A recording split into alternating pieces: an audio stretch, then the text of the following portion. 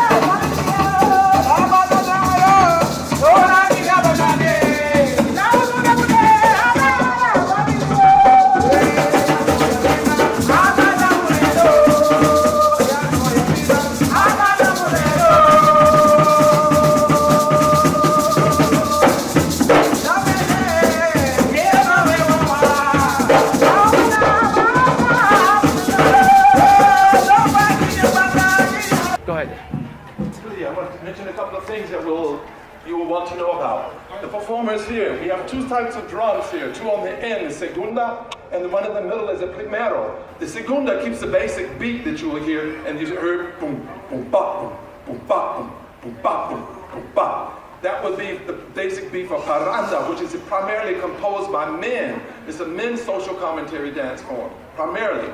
And then you'll find punta is a dance form that is now done as it is a sexual dialogue. Actually, it's the representation of the cock and hen mating dance, okay, that you will find. There will be a slightly faster rhythm, and it's related in rhythm to what you will find with the parmanda. So the punta, boom, boom, baka, boom, boom, baka, boom, boom, baka, boom. That's what we primarily hear. So we have our two ladies here who are the singers, the Gayusa, and our drummers, the Dangu. So let's enjoy punta now.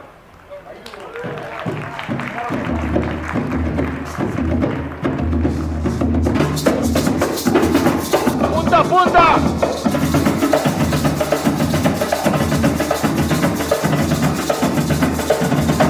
Bye.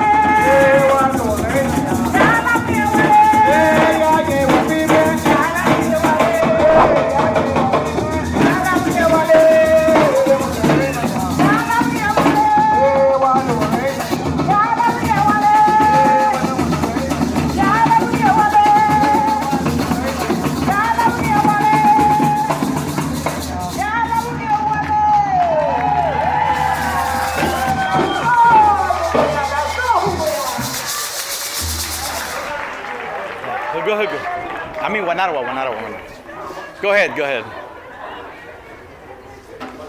Thank the audience. That was nice. Thank you very much for your participation. The next dance in the final group,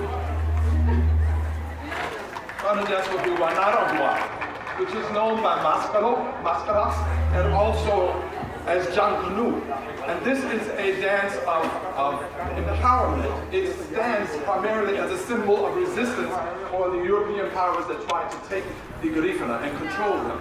As a result of the Garifuna being exiled by the British to Central America, first to Roatan Island off the coast of Honduras, and then as they migrated to mainland Honduras and to Belize, Guatemala, and Nicaragua. In many cases, they encountered the Europeans in their travels and wherever they were on the mainland part of Central America. And also, if we go back to the time of St. Vincent in Yurumein, there was Baroda, who was the wife of Chatouillet, who was the chief, the paramount chief. And she said, if you're not going to protect us from the British, then you take the dresses, we'll take, and give us your clothes, and we will do this, and we will fend for ourselves. And a way for the men to then disguise as women, as the British troops came into the villages, they dressed as women to protect and to disguise themselves. So now you will find in Honduras and in Guatemala, the women's dress, the long dress that you will find that is done by the Garifuna men who perform from those two particular traditions. They will also have crowns with long streamers and cases, and so this is one adaptation and one way of performing the Wanarawa. In Belize, the British existed in this region as is formerly British Honduras. So there they mimic the British. There they mimic the British by having replicas of the Union Jack uniforms that the British wore. Okay? So now we're going to watch the two different versions. You'll see two types of regalia, of Wanarawa costumes from Honduras and Guatemala, and then also from Belize. So this is also performance. You'll see the drums. You'll often find two segundas and one primero. If you note that the drums, the larger drums, always keep a steady pattern. The primero improvises. And in this particular case, the primero is unique in that the primero, the drummer, watches the movements of the dancer, and the drummer then interprets those rhythms based on the movements of the particular dancer. So now let's have Wanarawa.